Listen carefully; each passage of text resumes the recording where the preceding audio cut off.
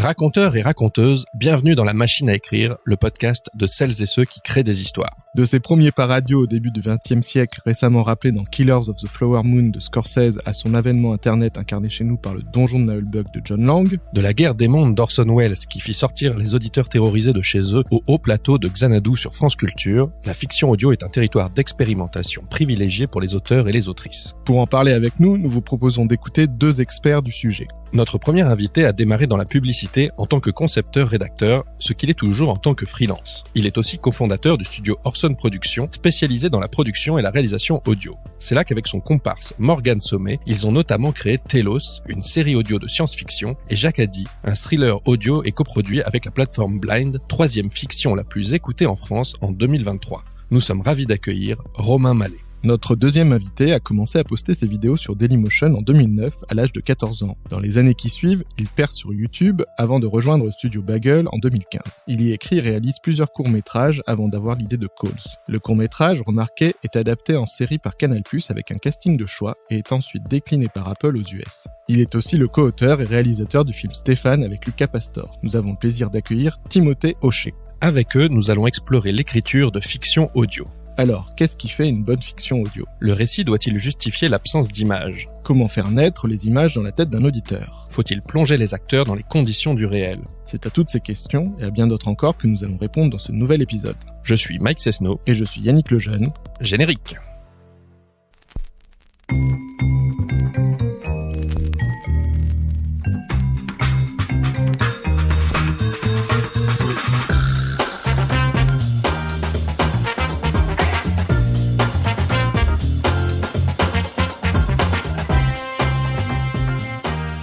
Bonjour à tous. Bonjour. Pour commencer ce podcast, on a une habitude, c'est de poser cette question. Qu'est-ce qui fait une bonne histoire ? Je vais peut-être laisser Tim répondre le premier. Comme tu veux. Je pense que c'est très personnel, c'est très subjectif déjà. Pour moi, c'est quand une histoire est déjà ancrée à son personnage et que son personnage n'est ni bon ni méchant, que ça soit constamment nuancé, ce qui du coup nous fait plus nous attacher et nous reconnaître dans ce personnage. Il y a aussi évidemment que ça soit une histoire qui te touche personnellement. Ça veut pas dire que tu dois connaître le sujet, mais ça veut dire que pour moi, il faut quand même que tu y mettes quelque chose qui est évident pour toi, que tu as envie de raconter, quoi. Parce que sinon ça va se sentir à 2000 kilomètres que tu essayes de raconter une histoire qui te touche pas. Et toi, Romain ? Alors, moi, je vais essayer de répondre en nos deux noms, puisque je travaille à deux, avec mon comparse Morgan Sommet, mon camarade, mon complice de toujours. Ma première idée sur cette question, c'était qu'on oublie qu'on est dans une histoire. Et à l'inverse, moi, j'ai un bon indicateur de je suis en train de regarder un truc nul, c'est j'en sors. Enfin, tu vois, si je lance un épisode de série et que j'en sors 3 fois pour regarder ce qui se passe sur Insta, si j'ai des mails, c'est que clairement je suis en train de regarder un truc naze. Donc moi, si tu me fais oublier que je suis en train de regarder une histoire et que j'oublie que film, série, où je suis, ce qui se passe, quel jour on est, que je rentre complètement dedans, pour moi, on a rempli le contrat. Morgan, lui, il a plus un truc sur la nouveauté, quelque chose de nouveau qu'il a jamais vu ou entendu. Ce sur quoi je suis pas d'accord du tout. Une notoriété publique que Star Wars, c'est un décalque du héros aux 1001 visages de Campbell. Et du coup, en dernière analyse, moi j'aurais un truc sur l'histoire dans laquelle tu reviens. Tu vois, l'histoire qui continue de t'accompagner, tu vois, qui te suit, qui te poursuit, tu vois, que t'aies envie de revoir le film, ou qui t'en reste une trace, qui te fasse se questionner sur ce que t'as vu. Le très bon exemple en la matière, pour moi, c'est Signe de Shyamalan. T'as une première lecture qui est les extraterrestres sont des méchants, et puis quand tu y réfléchis bien, en fait, rien dans le film ne prouve que les extraterrestres sont des méchants. Tu crois qu'ils sont méchants parce que les personnages pensent qu'ils sont méchants, et quand tu re-regardes le film avec cette interrogation-là, ça devient absolument génial, à part que l'extraterrestre a une gueule de merde. Mais c'est dingue, j'ai trouvé le deuxième mec sur Terre avec moi qui aime ce film. Non, je pense que moi j'aime bien. Mais il est génial ce film, la lumière est magnifique, la bande originale est d'une élégance folle, ce film est génial. Ça et Incassable, pour moi, c'est les deux Shyamalan qui restent, voilà. En gros, ma réponse. Tim, toi, ça t'a un peu inspiré, non, Signe, quand t'as fait Les Frères Pétou avec oui, un peu, ouais. Il y a des références. Mais oui, alors oui, c'est le mood, ouais, le chant de maïs et tout ça. Mais en vrai, ça a inspiré pour énormément de choses, Signe. Et puis ça a été mon premier trauma. Je crois que c'est vraiment la première fois que je vois une séquence en found footage avec cette scène de l'alien pendant l'anniversaire du petit gosse au Mexique. Je sais plus exactement. Il traverse juste, on le voit à peine. Ouais. Et je me rappelle que ça m'avait terrorisé. Alors que je le revois aujourd'hui, bon bah voilà, si je suis comme ça quoi, c'est très Bigfoot, mais justement toute cette imaginaire, je trouvais ça génial. Et je crois que c'est la première fois où je me dis mais attends, mais là ils ont pris le rush de c'est quoi, attends, ça vient d'une caméra amateur, qu'est-ce que c'est que ce truc? Et j'avais même pas vu Blair Witch, je pense à l'époque, j'avais rien vu, donc ça m'avait beaucoup marqué.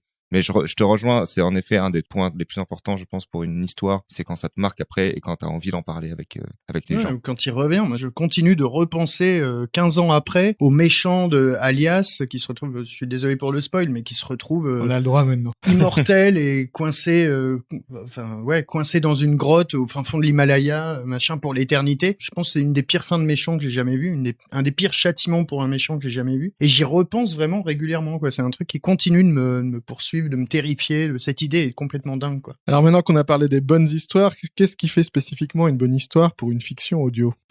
Waouh.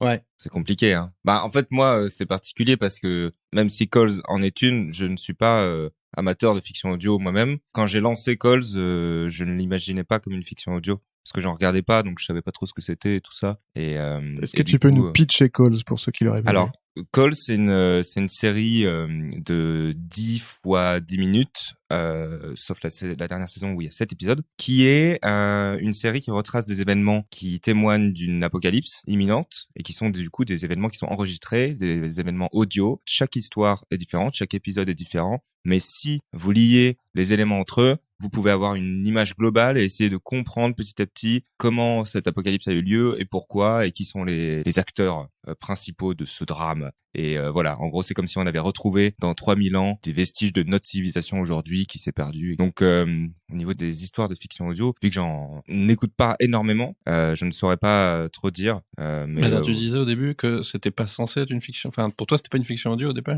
En fait, non. Disons que si on prend le côté un peu genre si j'allais vendre la série, ce que en fait je voulais même pas de base, enfin c'était même pas une idée à la base, c'est un court-métrage que j'ai fait sur YouTube et l'ambition vraiment du court-métrage c'était OK, je vois tellement de films d'horreur constamment et j'en vois tellement qui de found footage notamment qui me tease une sorte de créature ou quelque chose et à chaque fois que je le vois je vois qu'il y a pas de budget et c'est dommage et ça nique tout le truc. Donc je me suis dit OK, j'ai envie de faire un truc où je joue juste avec l'imaginaire dans la peur et à un moment donné je me suis dit autant essayer un truc où je mets pas du tout d'image. En fait, c'est plus dans ce sens-là. Et à l'époque, il y avait évidemment des fictions audio que je connaissais qui sont Donjon et Bug et tout ça, mais c'était très loin quoi. C'était mon enfance, adolescence et du coup je l'avais pas forcément associé à ça. Et donc pour toi une bonne histoire de fiction audio, peut-être que c'est une histoire qui justement prend cette liberté de ne pas avoir d'image et du coup permet d'aller un peu plus loin et permet aussi de jouer sur l'imaginaire et de pas tout donner constamment et de laisser les personnes cogiter un petit peu et se faire leur propre image et leur propre. Enfin c'est ça que j'avais envie, c'était que s'il y a un monstre que je le décrive pas et que tout le monde se fasse son petit avis quoi. Et toi, Romain? Je vais reprendre nos deux exemples. On a écrit Jacadi, qui est vraiment pensé pour être une fiction audio. Jacadi, c'est une histoire de prise d'otage qu'on vit en temps réel avec la négociatrice, depuis son arrivée sur les lieux de la prise d'otage jusqu'au dénouement, dont je vais rien dire pour spoiler personne. Et elle se retrouve, en fait, à négocier avec une porte. Le preneur d'otage est terré avec son otage derrière la porte d'une chambre de bonne, et donc la négociatrice se retrouve tout le long à discuter avec une porte, et donc elle ne voit rien de ce qui se passe derrière. Et en ceci, on se retrouve, l'auditeur se retrouve exactement dans la même position qu'elle, et on renforce cette implication en jouant sur le temps réel, pas de coupure, pas d'ellipse, etc. Telos, c'est autre chose. Donc Telos, c'est une fausse anthologie, et Morgane va me tuer. Mais c'est parce que on le vend comme une anthologie, mais c'est pas une anthologie. C'est une série qu'on raconte dans le désordre. Ouais, c'est comme Coles en fait. Ça ressemble à une anthologie, puis finalement. Un peu. Ça se présente comme une anthologie a priori, mais en fait tout est lié et on essaie de raconter une grande histoire à travers des toutes petites vignettes. Et en ce qui concerne Telos, l'audio était pas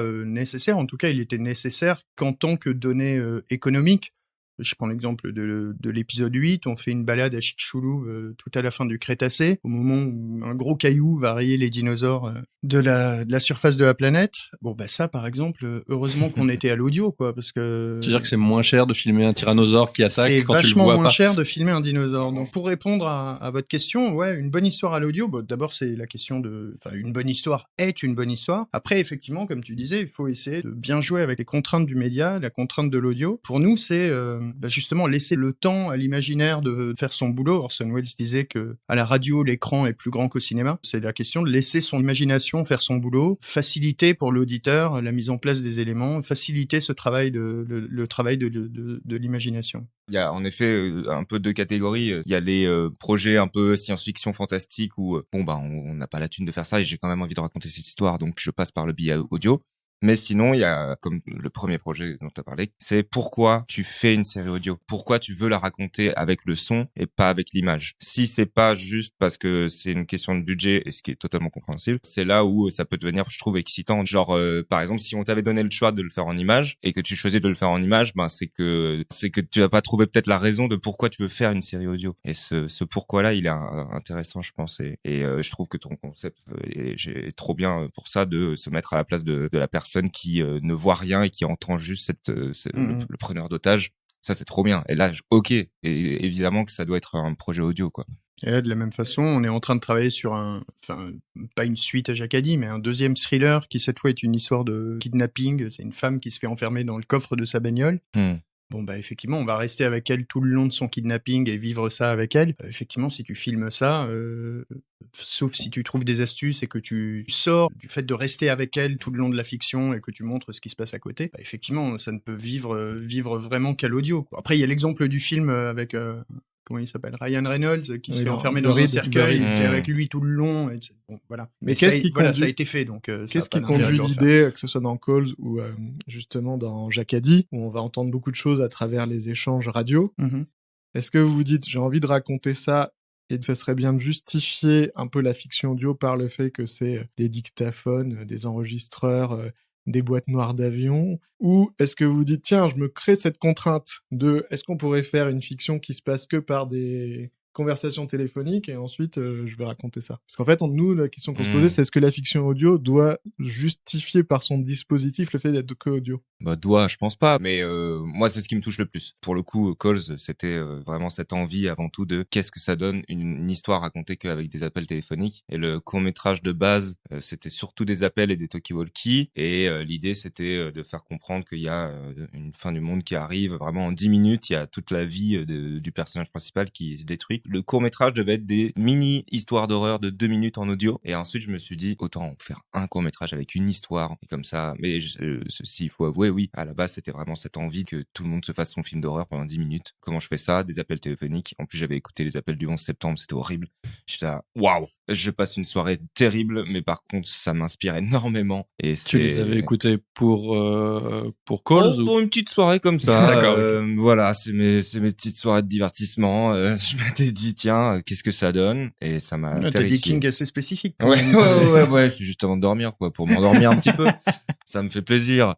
Mais non, c'était assez terrifiant. Et ce qui m'avait marqué, c'est les silences. Et c'est là où je me suis dit, c'est en fait tout ce qui se passe dans les silences, dans l'ambiance juste de ce grain silencieux qui est terrifiant. Quand tu sais la situation dans laquelle ils sont. Et ça m'a beaucoup inspiré.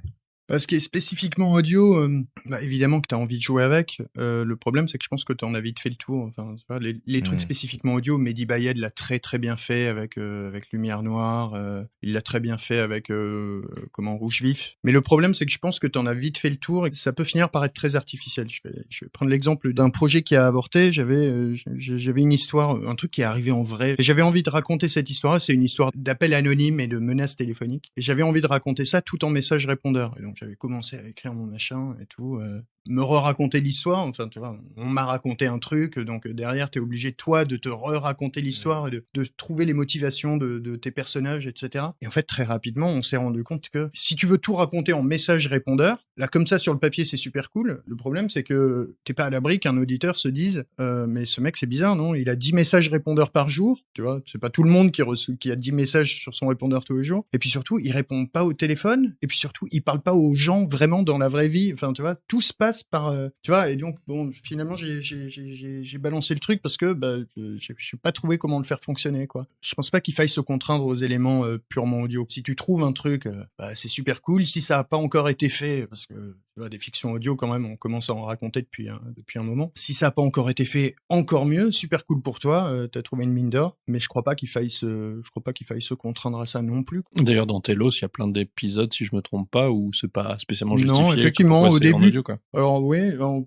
n'a même pas commencé par ça, à vrai dire, puisque le tout premier épisode, c'est juste une rencontre sur le bas-côté d'une route départementale. Mais le deuxième, après, effectivement, on est rentré là-dedans avec l'entretien qui est enregistré. Le quatrième, c'est les psys, c'est un entretien enregistré. Mais entre-temps, le troisième, c'était juste une banale conversation sur le pont d'un bateau. Voilà, non, effectivement, on se contraint pas à ça tout le temps. Mais vraiment, parce que je pense que si on se posait cette contrainte, d'abord, on arriverait à quelque chose d'abord, on se ferait chier, on referait tout le temps la même chose. Et puis, je pense qu'on arriverait aussi à quelque chose de très, très artificiel, très, très vite, quoi. Donc, on s'est libéré de cette contrainte assez vite. On voulait rester dans quelque chose de vraiment typiquement audio pour Jacques Addy. Mais pareil, là encore, c'est une interprétation de ce que ça a de typiquement audio. C'est typiquement audio parce qu'elle mène sa négociation à l'aveugle.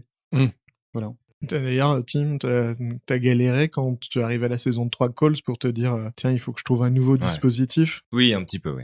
Parce que c'est vrai que dans Calls, tu explores à peu près toutes le support audio possible et imaginables. Tout ce qui peut enregistrer, ça a dû passer quelque part. Mais ouais, c'était la saison 3, c'est pour ça qu'il y a que cet épisode d'ailleurs. C'est-à-dire que saison 3, j'étais moins dans la recherche d'origine, de source, d'une source différente audio, j'étais plus dans l'histoire. Et du coup, c'est beaucoup d'appels téléphoniques quand même dans la saison 3. Je suis revenu un peu à la base parce que j'avais avant tout envie de finir l'histoire de Calls et de m'arrêter. Mais c'est vrai que sur la saison 1, c'était d'ailleurs une des demandes de Canal et qui me faisait kiffer, c'était que chaque épisode ait une source différente audio et que ça soit tout le temps une nouvelle idée. Et du coup, c'est pour ça que la saison 1 est vraiment genre chaque épisode, c'est un style différent. Il y a un épisode dans Calls qui se passe dans une voiture dans la saison 2 et qui, en fait, quand tu écoutes vraiment, ça n'a pas de sens qu'on entend. Parce que il y a des appels téléphoniques. En gros, l'idée que j'avais, c'était un plan séquence dans une voiture où du coup, un mec a plein de coups de fil et t'entends les coups de fil à travers les haut-parleurs de la voiture. Et du coup, qui est-ce qui capte ces trucs-là? C'est-à-dire que même quand il a pas de coup de fil, on l'entend quand même. Mais par contre, on l'a traité de façon un peu crade, avec une ambiance réelle. On a tourné ça dans une vraie voiture, on est allé rouler et tout ça. Et personne s'est posé la question de c'est quoi cette source d'enregistrement? C'est comme si c'était le micro des haut-parleurs de la voiture qui était constamment actif et qui du coup captait constamment le truc et enregistrait. Ça n'a aucun sens.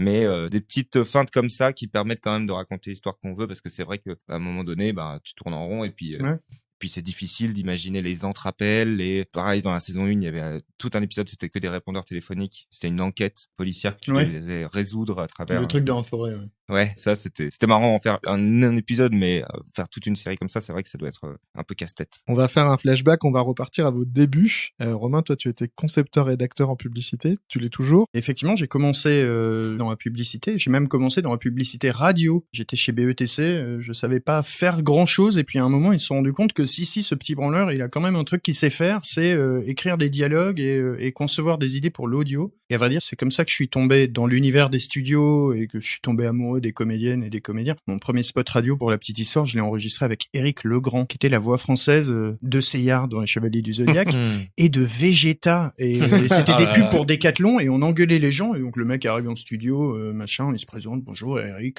jamais entendu parler. Et puis à un moment, donc il commence à enregistrer les textes. Et puis donc à un moment, comme prévu, il s'énerve. Et là, putain, c'est la voix de Vegeta, quoi.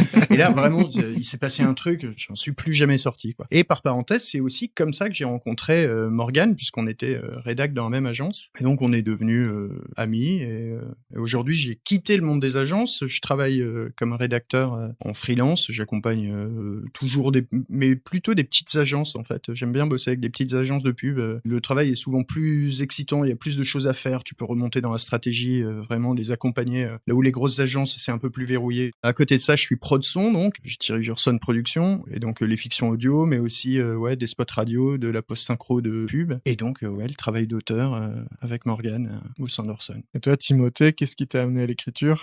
Oh waouh, c'est marrant, je suis retombé sur des vieilles vidéos sur Dailymotion qui datent il y a 15 ans. Tu l'as toujours sur Dailymotion, toi, donc? Bah non, évidemment, personne, pardon.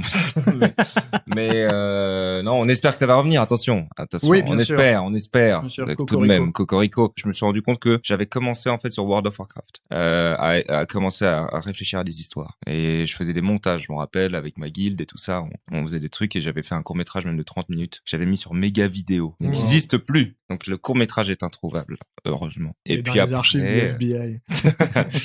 Et après, petit à petit, j'ai continué, j'ai commencé à regarder vraiment beaucoup de films et en fait, assez rapidement dans mon adolescence, j'ai su que je voulais faire ça. Puis voilà, après j'ai eu YouTube, j'ai commencé à mettre des trucs sur YouTube. Et là, j'ai commencé à faire des trucs un peu humoristiques où je me mettais en scène, qui s'appelait Monsieur Frisé. C'était des podcasts à l'époque. C'était vraiment les trucs un peu nuls les types d'élèves, les types de profs. Et puis j'ai gagné une petite communauté vite fait grâce à ça, qui m'a permis en fait d'essayer les courts-métrages. À un moment donné, je voulais plus faire de podcasts et j'ai continué à juste écrire et à faire des petits trucs avec des amis à Valence.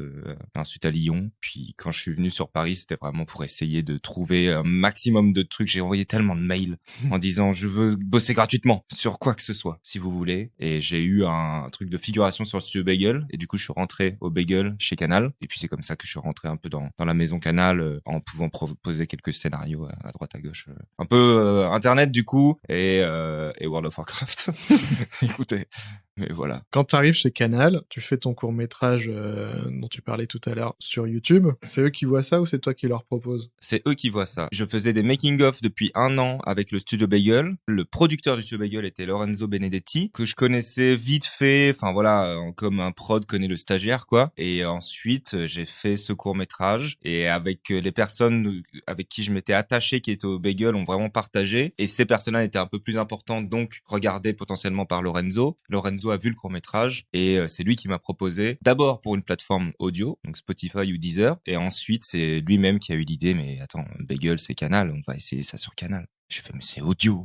Il fait oui, on va faire ça sur Canal. Et j'ai fait en vrai c'était charmé, c'était la meilleure idée. C'est ça aussi la petite carte joker de Calls, c'est-à-dire qu'on a tout de même l'écran. Ouais. On peut se permettre du coup de jouer avec les qualités et en fait c'est pas grave si on reconnaît pas forcément qui parle à quel moment. Parce qu'on a cette carte Joker. Et ça a joué beaucoup au rendu final de la série qui se voulait un peu réaliste et voilà, très fun footage et donc très crade, quoi. Mais typiquement, si je peux me permettre, l'épisode dont tu parlais tout à l'heure qui se passe dans la forêt avec tous les messages répondeurs, si t'as pas le support vidéo de qui parle à quel moment, de quel répondeur on est en train d'écouter, etc. Oui. Je suis pas sûr qu'en format podcast, il aurait aussi bien fonctionné. Ça aurait été l'enfer. Je suis même à peu près persuadé qu'il aurait pas fonctionné. Non, et puis nous, on a réécouté des choses qu'on avait déjà vues avant, et c'est pas la même expérience parce qu'il y a quand même un gros travail visuel. C'est pas juste des noms et puis une onde qui passe, il y a des lueurs, des formes, il y a tout un travail de motion design. Il y a une écriture aussi sur le visuel. Ouais. C'est pas juste sur l'audio, c'est comment on va faire comprendre tout ça, et aussi faire comprendre des choses qui passent même pas à l'audio. Si quelqu'un est en train de mourir, on va le faire fader petit à petit à l'écran pour comprendre qu'il est en train de partir. Et il y a une adaptation américaine et c'est marrant parce que les Américains ont vraiment, eux, tout est en 3D, ça bouge constamment et tout ça. Tu comprends vraiment quel personnage, limite il y a une maison en 3D avec un petit truc et puis il y a la rue derrière. Et tu vois que c'est encore plus visuel. Donc c'est marrant. C'était une autre écriture qui était presque vraiment dans le montage où moi j'étais en post-prod à 3h du matin chez Canal et je trouvais des petits trucs qui me disaient mais ça, attends, je peux faire passer ça comme idée. Si un personnage est un peu schizo et se prend pour une autre personne, son nom il change ou alors il bug, il se transforme. Enfin bref, il y avait plein de petits trucs marrants à trouver. C'est la question qu'on se posait sur l'écriture. À quel point est-ce que c'est écrit en delà des dialogues? Est-ce que, par exemple, dans Jacadi, il y a 2 choses. La première, c'est il y a une écriture visuelle. Est-ce qu'elle est volontaire? À un moment, elle dit va voir la scientifique, c'est les gens habillés en blanc. Est-ce que ça, c'est volontaire pour allumer quelque chose dans la tête de la personne qui écoute? Et la deuxième, c'est est-ce que dans le scénario, il y a marqué « Elle descend l'escalier et on entend ses pas de plus en plus lointains » ou est-ce que ça, c'est à la prod, Alors, à c'est la pas réal? écrit tout à fait, c'est pas écrit tout à fait comme ça, mais si, enfin oui et oui, en gros. Les éléments visuels, c'est ce que je te disais tout à l'heure. On cherche évidemment des petites astuces pour stimuler l'imaginaire. Donc oui, typiquement le truc en blanc, c'était voulu. Par parenthèse, ça nous a été soufflé, alors, à tout seigneur, tout honneur, ça nous a été soufflé par Caroline Proust, que je salue si elle nous écoute, notre héroïne, qui s'est beaucoup impliquée dans l'écriture à partir du moment où on l'a contactée. Et donc oui, tout ça, ce sont des éléments qui sont voulus, évidemment. Mais pas seulement d'ailleurs, pas seulement des éléments visuels. On passe notre temps à dire que dans cet immeuble, il fait une chaleur à crever. Et on espère vraiment que ce faisant, on a diffusé l'idée que vraiment, il se passe quelque chose d'un peu étouffant là-dedans. Et ta deuxième question, elle portait sur les didascalies. Alors oui, on est des vrais contrôle freaks, l'un et l'autre. On est vraiment très très relou. Et là, je salue la patience de Lucas, pareil, s'il nous écoute, qui nous a accompagnés en sound design sur Jacadi. Là-dessus, on est très très pointilleux. Et en effet, c'est des choses qui apparaissent évidemment pas dans les premières versions de script, parce que il faut pas surcharger le truc et qu'il y ait des comédiens qui vont lire ça à un moment, donc ça sert à rien de le surcharger. En revanche, quand on attaque la post-prod, on a toujours une version du script, la version SD pour sound design, qui pour le coup fait presque le double de la longueur, et où il y a des didascalies partout. Et le truc dont tu parlais, par exemple, l'éloignement dans les pas de l'escalier, c'est un truc sur lequel on a été extrêmement relou parce que on a mis beaucoup de temps à trouver le juste équilibre d'éloignement, de pas qui fade away, et voilà. Est-ce que sur la réalisation des sound design, est-ce que c'est des choses que vous recréez tout en studio, ou est-ce que vous allez dans l'immeuble tel qu'il est décrit dans la série, enregistrer les pas dans un escalier, tout ça? Alors, si ça tenait qu'à moi, évidemment que qu'on ferait ce que tu disais tout à l'heure, qu'on enregistrerait dans une vraie bagnole, etc. Le truc, c'est que recréer du son, ça passe par passer par un Foley artiste, et que ça coûte juste les yeux de la tête, et qu'on est dans une économie, vous le savez, qui est vraiment inexistante. Il y a pas de modèle économique pour le podcast, et en gros, ce qu'on fabrique là, ça nous coûte une fortune sans pratiquement rien nous rapporter. Donc il y a une donnée économique à prendre en compte qui est très très forte. Donc non, la plupart du temps, on recrée tout. Et toi, est-ce que tu as écrit beaucoup des éléments de son qui viennent s'ajouter au dialogue avant la réal et la post-prod? Il fallait que ça soit écrit avant, vu que justement on tourne dans des conditions réelles. Enfin, évidemment, il y a des trucs qu'on a rajoutés ensuite pour voilà. Genre le cri du démon, il est. Ça dépend. Écoute, c'est peut-être un peu de ma voix mélangée à quelque chose d'autre, mais oui. Alors il y a en effet les éléments fantastiques qui sont un peu plus de la création. Sinon, l'idée vraiment était d'avoir tout en réel, donc il fallait exactement qu'on ait tout écrit avant. Il y a un épisode qui se passe pendant le 11 septembre et avec Mathieu Kassovitz. Avec Kassovitz et Ludivine Sagnier. Qui est un clin d'œil assez drôle. Et oui. Bon, écoutez, j'aime bien taper dans le. Et non, mais c'était super parce que par exemple, lui, comment on va faire, voilà, on va pas détruire une tour. Et mais par contre, on s'est dit bon, on le fait en studio. En gros, il y avait deux personnages, avec Ludivine Sagnier qui est dans la tour et Kassovitz qui est en dehors. Ludivine Sagnier était dans une pièce où des haut-parleurs diffusaient à balle très très fort l'ambiance de l'intérieur de la tour qu'on avait recréé jusqu'à l'impact du coup de l'avion. Et recréé ou pris les... on a mélangé des trucs, mais quand même beaucoup recréé parce que pour le coup, il fallait que ça soit de bonne qualité pour diffuser dans les haut-parleurs pour ensuite ça passe à travers le fil téléphone.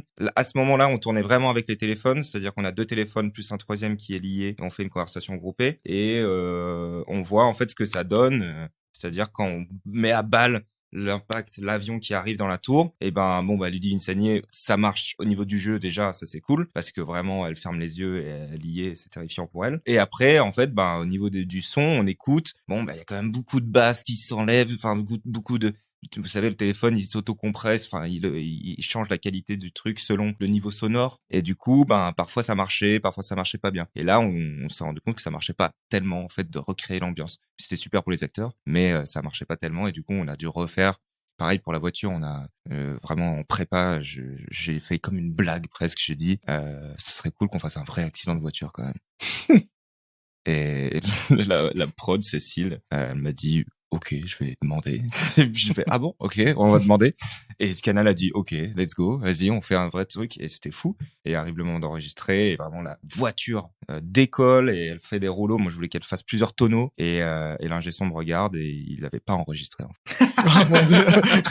Il y avait eu un problème enfin, c'était pas bien géré. Il y avait un problème, un quiproquo.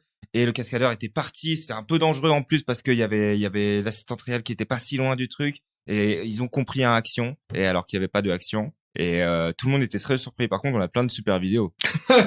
Donc on a repris le son des vidéos, on s'est dit bon bah on va reproduire en post-prod tout le son. Donc on a dû reproduire avec Et du coup après c'est la BO de Mad Max en fait. Oui, c'est ça. Moi, à vrai dire, sur cette question, je suis très partagé. À vrai dire, je suis évidemment en tant que mec de studio, je suis hyper admiratif et hyper excité par le fait d'aller refaire, etc. Là, je discutais il y a pas très longtemps encore avec Mehdi, que je salue. On discutait de ce qu'ils ont fait pour Fureur, où ils sont allés. Donc il y a tout un moment, Fureur, ça se passe à l'orée d'une forêt, et ils se font notamment déposer dans les cabanons d'où ils ont effectué leur surveillance avec une Jeep. Et j'étais sur le cul en rencontrant Baptiste et Mehdi quand ils m'ont expliqué que en fait la Jeep, ils l'avaient enregistré en vrai, ils étaient allés enregistrer en vrai avec une Jeep. Alors moi, sur le principe, je trouve l'idée super excitante, mais à vrai dire, j'en saisis pas super bien l'intérêt pour l'auditeur. Comme on fait de la fiction audio et que tout passe par la suggestion, en fait, on suggère, quoi, tu vois. L'idée, c'est de proposer un assemblage de sons qui suggère l'action que tu veux mettre en place dans l'imaginaire des auditeurs, et je saisis pas très bien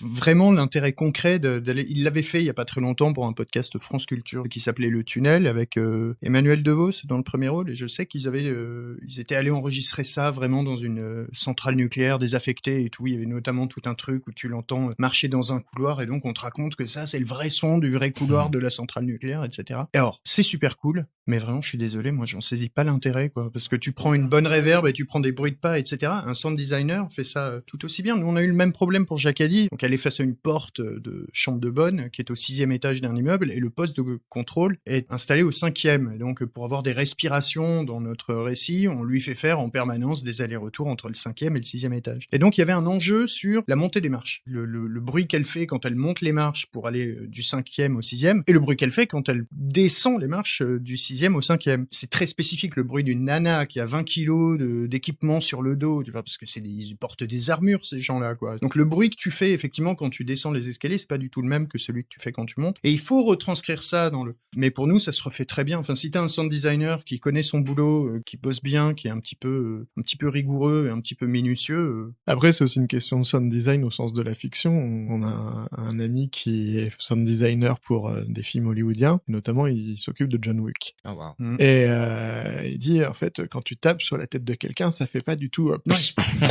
mais c'est plus rigolo d'entendre ces bruits-là. Donc lui, il invente des sons pour l'imaginaire des gens pour que ça renforce. Ouais. J'ai vu d'ailleurs un des bruiteurs je l'ai pas rencontré, je l'ai vu en conférence, c'était un truc organisé par Télérama, et il y avait un des bruiteurs de France Culture, et typiquement, voilà, lui, son boulot de bruiteur, c'est pas, tu vois, le vieux truc du cheval, quoi, tu vois, les sabots de chevaux, tu le fais avec des noix de coco, et tu vois, t'as pas besoin d'aller foutre ton micro sous les sabots d'un véritable canasson, quoi, tu vois. Il nous a fait un train, mais c'était absolument génial, quoi. Il avait une espèce de couvercle de boîte de poubelle, mais une espèce de couvercle métallique de poubelle, une règle et tout, il a fait tourner ça, putain, c'est génial, quoi, tu vois. fermais les yeux et là, pour le coup, tu voyais le train. Mais ouais, exactement, tu voyais vraiment le vieux tchouk-tchouk, tu vois, le vieux train de chemin de fer, quoi, tu vois. Tu laisses l'imaginaire faire, et moi je trouve que ça a en fait presque plus de charme, quoi.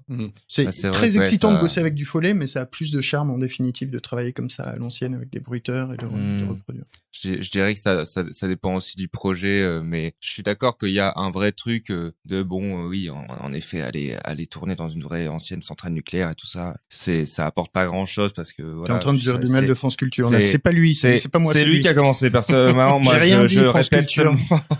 Non, mais maçon, c'est pas moi. Je trouve ça super aussi, tu vois, comme tu dis, enfin, il y a un côté com aussi, et puis dans Calls aussi, il y avait un côté com où dans les making-of, on axait sur le fait, voilà, tout est fait en vrai et tout. Il y a des épisodes dans Calls où, en effet, on n'avait pas besoin de, genre, je pense à un épisode qui se passe dans une grotte, Bon, bah, au niveau du son, c'était pas, enfin, il y avait rien, vu que c'est très fermé. On aurait dit un studio pendant tout le long, quoi. Et du coup, il y a pas non plus un travail qui est si fou au résultat du tournage. Mais par contre, il y a quelque chose qui est vraiment cool, c'est que, bah, notamment dans Calls, parce que vu qu'on est dans un style found footage, par exemple, moi j'adorais le fait que si quelqu'un se fait poursuivre par un tueur ou j'en sais rien, et qu'elle est au téléphone, ben c'est l'actrice qui est au téléphone, qui est en train de se faire poursuivre par un mec, tu vois. Et en fait, ça donne des accidents qui sont très agréables. Ouais. Mais en effet, pour Calls, parce que on a besoin d'accidents, on a besoin de moi, mon ambition, c'était si quelqu'un zappe sur Canal+ et tombe sur Calls, ils savent pas si c'est une fiction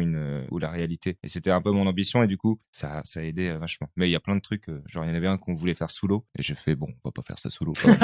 Ça serait ridicule. Après, pour rebondir sur ce que tu dis, il y a un truc, moi j'y verrais un avantage, c'est que ça met un terme au débat sur est-ce qu'on est suffisamment réaliste ou pas. Nous, on a un épisode de Telos qui commence dans un stade de foot, et on n'était pas du tout d'accord sur le niveau le niveau de volume de la foule autour. Alors Morgan, il se trouve, est un vrai fan de foot, un peu bourrin. Il va assister à des matchs de foot, il va dans des tribunes avec des vrais gens qui aiment vraiment ça, quoi, qui aiment vraiment regarder ça dans la vraie vie. Moi, je comprends pas. Donc moi, j'ai vraiment jamais foutu les pieds là-dedans, alors que j'habite à côté du Parc des Princes. Et donc on a eu vraiment tout un débat sur. Alors moi, j'imaginais que quand t'étais là-dedans, vraiment, tu t'entendais pas parler, quoi. Et donc, que le bruit à côté était assourdissant, etc. Et donc, on a eu, lui, au contraire, me dit, mais non, mais moi, j'y suis vraiment allé. T'inquiète quand je te dis que on peut avoir une conversation et tout, qu'en fait, on s'entend très bien, machin. Bon, moi, j'ai toujours un doute. Donc, au moins, ça met un terme au débat et t'es sûr que t'as le vrai son, le vrai son réaliste, quoi. On va passer au moment psy. Timothée, ça va dans ta vie?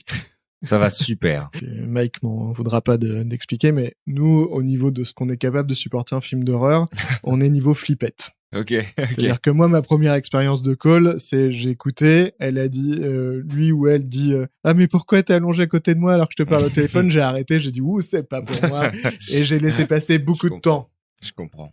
Et du coup, on a écouté, on a quand même pas mal souffert parce que il y a de l'horreur, du thriller, beaucoup de malaise. Je pense notamment à l'épisode sur l'émission de radio ou des choses comme ça. Et du coup, qu'est-ce qui te mène à vouloir explorer ça? Bah alors, il y avait déjà la promesse. La promesse de Calls, c'est j'ai vendu une série à Canal qui était une série d'horreur, une série glauque. Donc je dois tenir ma promesse sur tous les épisodes, même si ils m'ont laissé partir sur d'autres choses, sur les autres saisons et tout ça. Donc ça, c'était super.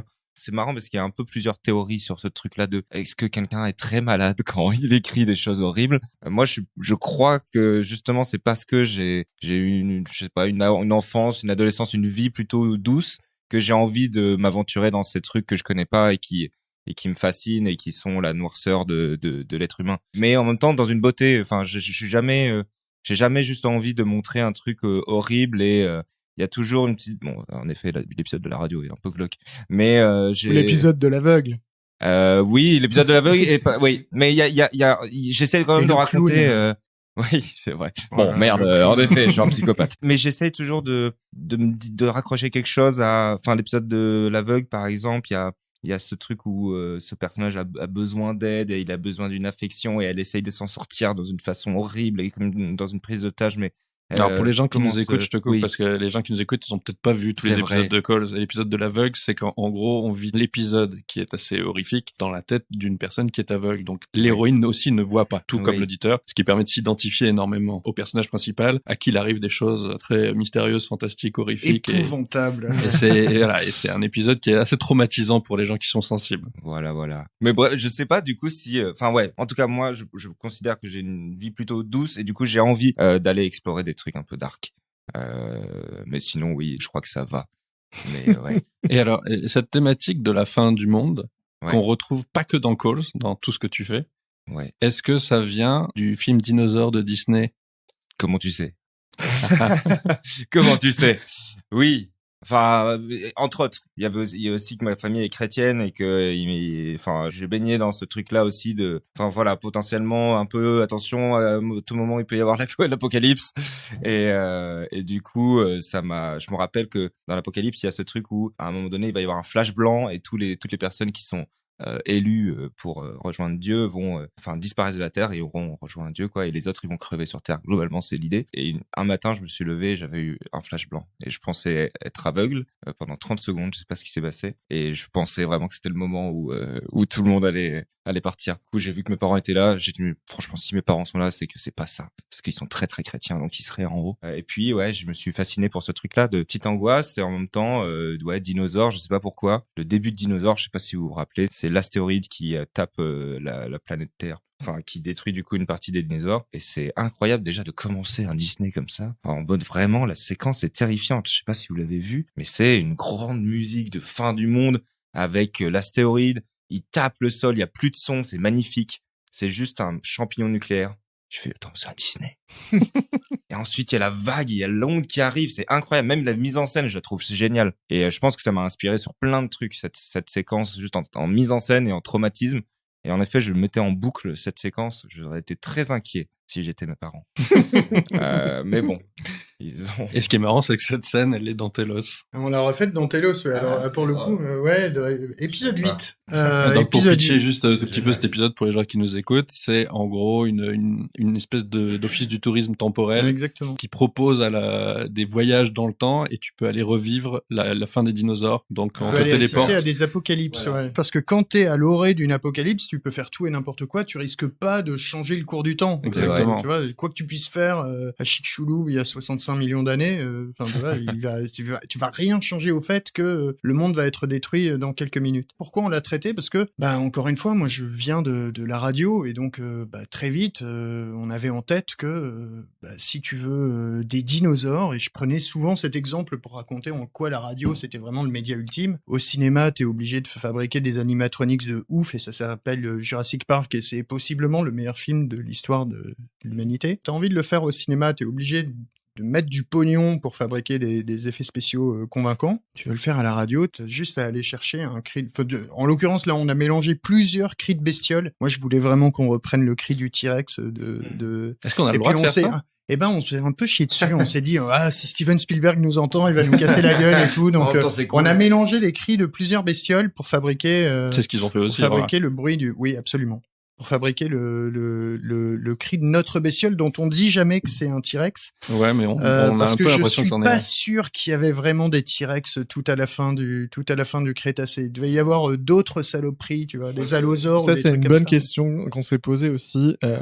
Dans Telos, il y a toute une réflexion sur le voyage dans le temps. Et on va voir à un moment une scientifique avec un épisode assez long de réflexion sur les paradoxes temporels, ce qui est nécessaire pour le mettre en place, avec un astronaute qui va être dévié, mais on va pas tout raconter. Il y a une séquence chez un psy, et ça on le retrouve aussi dans Calls, dans Jacadi, elle est négociatrice, et tout ça est très convaincant, dans le sens où ça a l'air très documenté, et où les protocoles qu'elle met en place en tant que négociatrice, où vos psys, ils disent pas n'importe quoi. Quand dans Calls, on appelle le 911, la voix qui répond, on a vraiment l'impression que c'est quelqu'un du 911 et pas un acteur qui a lu un truc fantasmé par quelqu'un. Je confirme.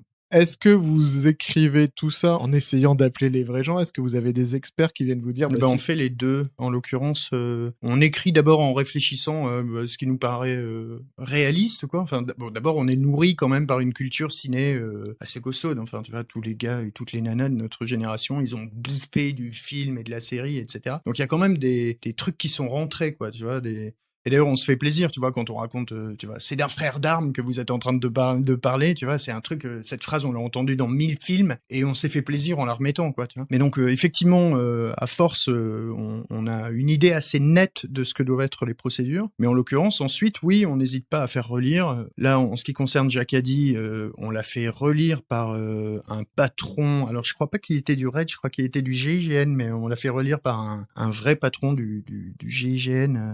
Et l'épisode des psys, en l'occurrence, dont tu parlais, on l'a aussi fait relire à mon psy, en l'occurrence. À l'époque, je voyais encore un psy. Et on l'a fait relire à mon psy, qui s'y est prêté de bonne grâce, qui était hyper content qu'on lui demande son avis, qui a participé, qui a émis en réalité assez peu de commentaires, mais qui nous a bien corrigé sur certaines formulations et tout. Enfin, il y avait des trucs qu'on pouvait pas dire comme on les racontait, donc il nous a remis des choses un peu plus d'équerre, ouais. Et sur Calls, Oui, il y avait aussi quelques recherches, mais pas tout le temps. Il y avait en fait beaucoup d'archives.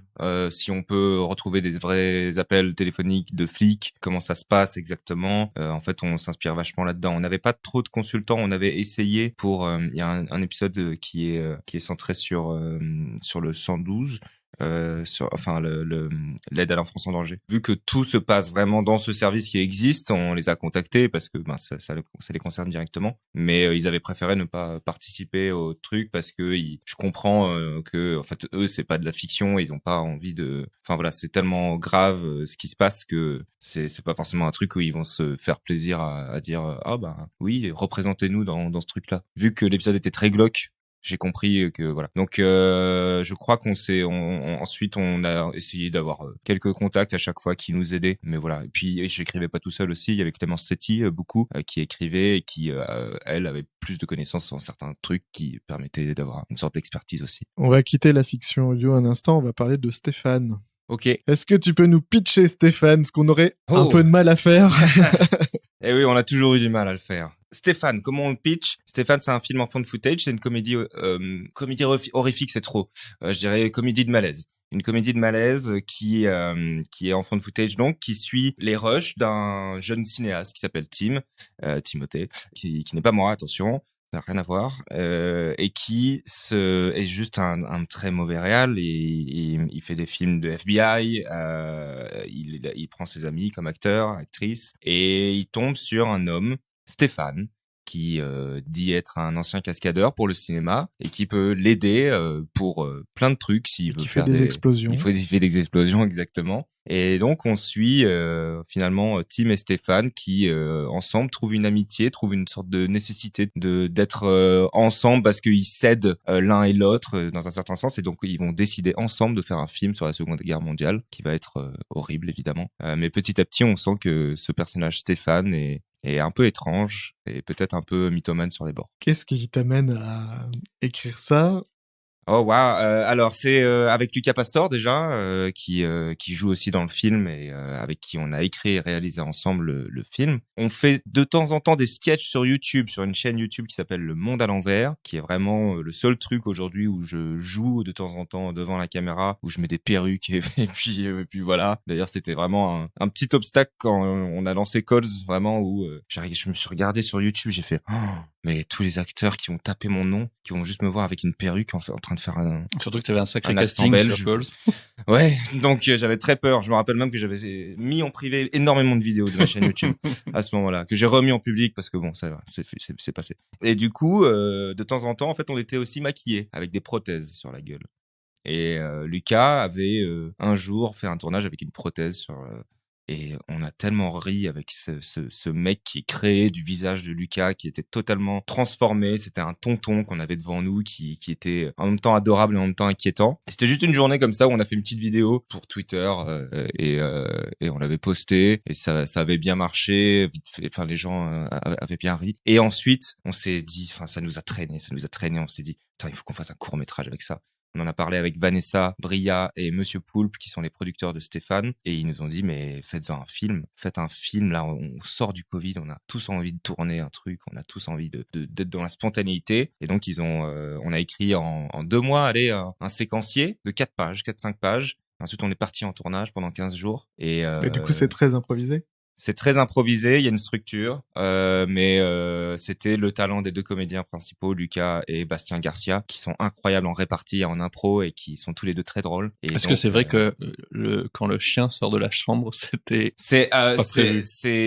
en fait c'était pas prévu sur le tournage évidemment, mais en fait je crois que Poulpe lui n'était pas au courant parce que du coup il a été surpris, il a beaucoup ri et nous avec Lucas on avait quand même foutu le chien dans la pièce. D'accord, ok. Parce qu'on se disait vas-y on tourne. Mais c'est vraiment ce rush là de Stéphane qui fait visiter la maison parce que Stéphane fait visiter sa maison à un moment donné. Le rush en tout dure 1 heure et nous on a choisi toutes 2 minutes et du coup on avait prévu plein de petits happenings pendant le truc et pour surprendre un peu tout le monde. Ouais, parce que du coup on sait pas si c'est la maison de quelqu'un qui l'a complètement squatté, c'est hyper malaisant, ou si c'est la sienne mais lui est bizarre. Enfin, ça par exemple, il y a quelque chose d'étrange. Voilà. Bah en fait par exemple ça peut être, c'est-à-dire sur 1 heure de rush, ça peut être juste la ligne sur le texte. C'est-à-dire Stéphane fait visiter une maison, on ne sait pas vraiment si c'est la sienne sienne et puis improviser. Et vu que c'est deux génies, Lucas et Bastien, je trouve ça fonctionne en tout cas en termes d'énergie de comédie. Et puis voilà, ensuite on s'est lancé là-dedans et c'était de l'écriture jusqu'à la fin, jusqu'au la dernière version de montage, on a tout réécrit et c'était génial en fait, ça donne tellement envie de tout tourner comme ça. Mais bon, on ne peut pas, mais parce qu'on n'avait pas de contraintes, on n'avait personne en haut, personne qui nous fait des retours à part Vanessa et Poulpe. Et c'est Vanessa et Poulpe qui ont autofinancé le film, donc c'était un risque énorme pour eux. Et heureusement, Canal l'a acheté. Et donc maintenant, il est sur Canal+. C'est une bonne transition, on parle de financement. Alors Coles, on voit un petit peu les budgets que vous aviez et l'aide que vous avez. Mais alors chez Orson, comment on fait un Jacadi? Parce que moi, si on se parle aujourd'hui, c'est parce que l'attachée de presse a bien travaillé. Et elle nous a dit, mais il faut absolument que vous écoutiez ça. Et je lui ai dit, mais d'accord, mais il me faudrait un lien parce que Blind, c'est payant et on n'a pas tout le temps l'abonnement. Elle dit, non, mais Jacadi, c'est gratuit, c'est sur tes plateformes. Mm-hmm. Et donc on a écouté, la prod est quand même dingue, les acteurs viennent de chez Engrenage, c'est hyper bien fait, mais comment ça se finance, un truc comme ça? Bah c'est ce que je vous disais tout à l'heure, ça coûte un pognon dingue et ça en rapporte pas, donc je vais remonter un petit peu dans le temps. Nous on avait commencé à fabriquer Telos, à vrai dire on savait pas vers quoi on allait, on a écrit un truc, on s'est dit on va l'enregistrer et puis on en a enregistré un, entre-temps il y en avait 2 autres qui s'étaient écrits, on les a enregistrés. Et puis bon, au bout d'un moment, on se retrouve avec 5 trucs. Et puis le 6e qui s'est rajouté à la faveur de l'élection présidentielle. Parce que l'idée est vraiment venue tard, en plus. C'est Morgane qui a suggéré cette idée-là, en disant ça pourrait être le début de la saison 2. Mais non, c'est complètement con. En fait, il y a une élection présidentielle dans 1 mois. Bah ouais, mais dans ce cas, on a 1 mois pour finaliser l'écriture, enregistrer, post-produire et tout. Bah vas-y, on va le faire. Donc on l'a fait. Et donc on se retrouve avec 6 épisodes de Telos, et à ce moment-là on fait les comptes, et là on se rend compte que putain merde, waouh, une saison de Telos ça coûte 25 000 balles, donc la première nous avait coûté en fait un petit peu moins, et la deuxième un peu plus. On est allé chercher des comédiens un petit peu plus chers, un petit peu plus exigeants, et je salue tous mes comédiens et mes comédiennes, et on a été aussi un peu plus ambitieux, oui, sur le sound design, il y a un épisode où on a demandé à Agnès Imbaud de nous accompagner au piano derrière, donc tout ça ça a un coût, etc. Et donc c'est vrai que on s'est d'abord lancé là-dedans en disant on dépense et puis on verra bien à quel moment ça rapportera de l'argent. Spoiler alerte, ça n'en rapporte jamais. Et en ce qui concerne Jacadi, très vite on s'est rendu compte qu'on a ce truc, on veut le faire, on veut absolument le faire. En revanche, il n'est pas question de refaire ce qu'on a fait pour Telos juste parce que financièrement on est rincés lui et moi quoi. Donc on a simplement discuté avec un coproducteur qui s'est trouvé être Blind, qui était intéressé, qui avait envie de faire de la création originale. Et puis à 2, on est plus fort que tout seul. Mais ça raconte un truc aussi, que pour créer quelque chose du niveau d'ambition de Jacadi aujourd'hui, on puisse pas le faire tout seul, quoi. On puisse pas le faire, une prod toute seule peut pas le faire, quoi. C'était un des sujets du dernier podcast festival où beaucoup de studios ont dit aujourd'hui on est un peu à sec pour lancer des projets ambitieux. Même le Paris Podcast Festival, cette année, ils ont fait la quête pour pouvoir l'organiser. Ça raconte quand même un truc aussi, quoi. Tu vois, ils ont fait l'appel aux dons pour pouvoir organiser le PPF. Donc ça, évidemment que ça raconte un truc. Il y a vraiment plus un rond, quoi. Les gens se sont lancés là-dedans. Et nous, les premiers, on s'est lancés là-dedans en disant, il y a bien un moment où un truc va émerger. Il y a bien un moment où Spotify et Apple Podcast vont passer à la caisse. Il y a bien un moment où Bruno Le Maire va retrousser ses manches et puis il va aller leur casser la gueule. Et puis non, force est d'admettre que Bruno le fait pas. Et donc oui, il y a toujours pas de modèle qui émerge. Et donc pour produire un truc de l'ambition de Jacadi, on a été obligé de s'y mettre à 2. Alors s'y mettre à 2, ça veut dire quoi? En vrai, quand on s'y met à 2 aussi comme ça, en vrai ça coûte pas si cher parce que tout le travail qu'on a réalisé avec Morgane, nous c'est des apports en nature. On a fait le script, on a fait la relecture du script, on a fait le retravail du script. Tout ça, concrètement nous ça nous coûte que du temps. La réalisation, ça nous coûte du temps. Le quality control, ça nous coûte du temps. Et en ce qui concerne Blind, c'est pareil en fait. Ils ont des studios Anatole, et donc ils ont des moyens à dispo. Ils ont des ingé sons qui sont captifs, quoi. De toute façon, ils sont là, donc autant les faire travailler sur un truc. Idem pour le sound designer. Et puis après, oui, évidemment, il y a le truc des comédiens.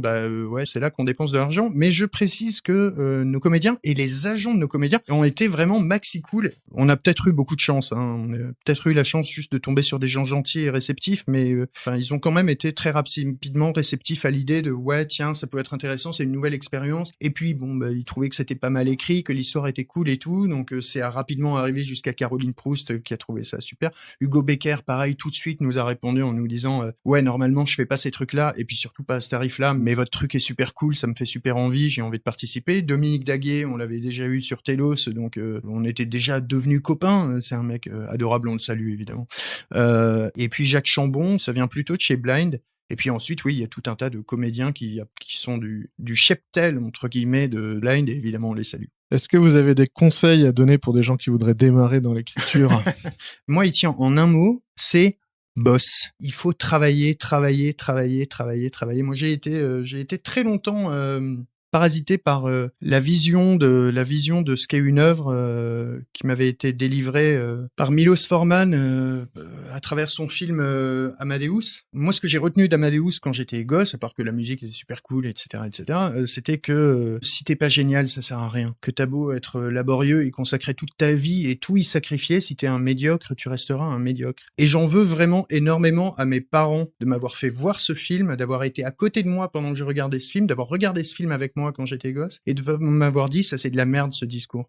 Mais vraiment, parce que ça m'a pourri la tête pendant très longtemps, et il y a beaucoup de choses que jusqu'à très très tard que j'ai abordées en me disant non mais de toute façon je suis pas un génie de ce truc, donc ça sert à rien, enfin, autant pas le faire quoi. J'ai pas un don pour pas un génie, mais la question de je suis pas naturellement doué pour ça, donc ça sert à rien que j'y aille. En réalité, non, c'est vraiment une histoire de boulot. Il faut bosser, soumettre, bosser, rebosser. Et je crois qu'en la matière, c'est un truc pour lequel, là, pour le coup, je me félicite d'avoir été publicitaire, parce que le boulot du créatif publicitaire, c'est essentiellement d'avoir des idées pour les foutre à la poubelle. Quand tu vends une idée en publicité, c'est que avant t'en as eu 15 et que tu les as toutes, enfin, t'as eu 15 idées et t'en as foutu 14 à la poubelle, parce qu'il y avait des idées de merde au milieu, mais il y en avait aussi des bonnes. Et moi, enfin, tu vois, il y a plein de trucs que j'ai voulu faire, et notamment pour Canal+, puisque j'ai été dans leur agence, dont j'ai toujours pas fait le deuil en me disant, mais qu'est-ce qu'ils sont cons de pas m'avoir acheté ça, c'était génial, etc., etc. Et je salue les gens de Canal+ au passage. Si on enlève les saluts, on a la moitié du podcast. Mais non, mais on va pas se fâcher avec Canal en plus. Mais non, c'est vraiment du boulot, quoi. Il faut bosser, remettre en question, pas hésiter à tenter de nouveaux trucs, quitte à revenir en arrière plus tard. Faut bosser, quoi. Faut bosser bourrinement. Je suis d'accord avec tout ce que tu as dit, donc je vais pas répéter. Ce que je peux ajouter, il n'y a pas besoin de se bloquer sur un projet. Il y a vraiment beaucoup de personnes qui se bloquent à imaginer un ou deux projets, et que à partir du moment où ça bloque, tu restes sur ça. Faut être un peu infidèle, quoi. Faut avoir vraiment cette excitation de pouvoir passer d'un projet à un autre et avoir plusieurs idées. Et puis c'est pas grave si tes idées tu les feras pas tout de suite. Il y a vraiment beaucoup de personnes qui prennent du retard parce qu'ils se focalisent sur un truc qui est trop ambitieux pour le moment. Je sais pas pourquoi je pense à ça, mais je pense à Dune de Jodorowsky. Et c'est vraiment l'exemple de putain ce que ça aurait pu être. En effet, on lui a tout pompé. Enfin, sa Bible était incroyable et tout. Mais aussi, il y a ce truc où si t'as ton Dune de Jodorowsky dans ta tête, ne reste pas sur ton Dune parce qu'il est infaisable. Passe à autre chose et fais quelque chose qui est plus faisable, plus modeste. Aussi, Dune ne s'est pas fait parce que c'était trop tôt et le mec était trop en avance sur son temps. Et je pense aussi qu'il y a un truc un peu comme ça de si le film vraiment était sorti à l'époque, ça se trouve juste la technologie n'était pas assez puissante, tu vois. Ça aurait peut-être été naze. Ça aurait peut-être été naze. Enfin, c'est marrant parce qu'on a tous ce fantasme de ce film. Bref, voilà, ne pas rester juste sur un projet parce que ça peut te prendre beaucoup de temps et ne pas hésiter à te dire ok, je vais pas attendre que l'envie me reprenne, je vais trouver l'envie autre part. Et c'est un peu ce que tu dis finalement. Dans le boss, il y a ça, mais boss, ouais, avec cette envie constante d'avoir envie de bosser. Moi, c'est vrai qu'en la matière, j'ai du bol parce que j'ai un binôme, quoi. Donc j'ai quelqu'un qui me répond, avec qui on peut faire du ping-pong. J'ai quelqu'un qui m'engueule la plupart du temps, mais j'ai quelqu'un avec qui échanger, avec qui on partage des idées, avec qui on se voilà, il y a une espèce d'émulation constante. Enfin, c'est génial de bosser. C'est génial de bosser comme ça. C'est parfois difficile. Enfin, c'est souvent difficile. Mais c'est aussi une chance extraordinaire de pouvoir avoir quelqu'un avec qui. Enfin, je crois pas que j'en ferais autant. Et puis surtout, je sais que j'en faisais pas autant tant que j'écrivais seul, quoi. Eh ben, ça me paraît une très bonne conclusion. Tout à fait. Merci à vous. Merci beaucoup. Merci beaucoup. Saluons peut-être tous les gens qui saluent d'autres gens. C'est ainsi que se termine cet épisode de La Machine à écrire. On espère que vous avez passé un bon moment avec nos invités, qu'on remercie chaleureusement pour leur temps et leur générosité. On vous invite à découvrir les séries Telos et Jacadi sur toutes les plateformes de podcast et Calls sur Canal+, si ce n'est déjà fait. Vous allez y découvrir des univers immersifs, pleins de frissons et captivants. Nous tenons une nouvelle fois à remercier la Société nationale de bande dessinée, l'atelier de Mathieu Sapin et Christophe Blin qui nous hébergent pour l'enregistrement du podcast. Pour ne rien manquer des actualités du podcast et pour avoir de quoi lire, rire et vous émouvoir, vous pouvez vous abonner à notre newsletter 5 bonnes histoires le vendredi. Chaque vendredi, donc, nous vous partageons 5 récits marquants et étonnants, sélectionnés avec amour par nos soins. Des livres, des BD, des films, des spectacles, des documentaires, de quoi vous émerveiller et vous divertir. Vous trouverez le lien pour vous abonner à la newsletter dans la description de cet épisode. Vous pouvez également nous suivre sur vos réseaux sociaux préférés. Nous sommes présents sur Facebook, Instagram et Twitter. Si vous souhaitez nous soutenir et nous aider à continuer le podcast, le mieux c'est de parler de La Machine à écrire à votre entourage. Le bouche à oreille est le meilleur moyen de nous faire connaître. Vous pouvez également nous laisser plein d'étoiles et un gentil commentaire sur Apple Podcast et Spotify afin de nous aider à grimper dans les classements, c'est très utile pour nous. Pour finir, nous vous remercions de votre fidélité et de vos messages qui nous font toujours plaisir, et on vous dit à bientôt.